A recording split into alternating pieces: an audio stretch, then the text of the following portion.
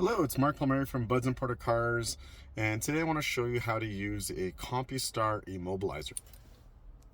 So here at Buds Imported Cars, we have different variations that we sell, but today's example is going to be the Compustar Immobilizer.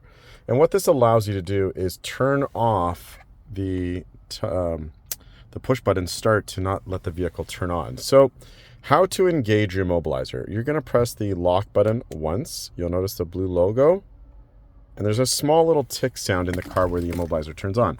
So now I have foot on the brake, press the start button, and as you can see, accessory turns on, but the vehicle does not turn on.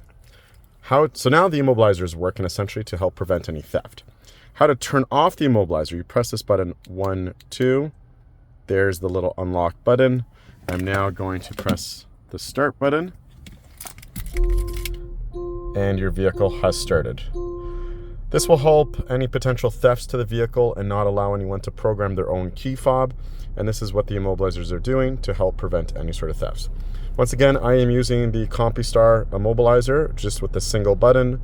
1 push is to engage, 2 push, 1, 2 is to disengage your immobilizer. If you have any questions, drop a comment on the bottom or reach out directly. Mark Palmieri from Buds Imported Cars in Sales. Thank you and bye for now.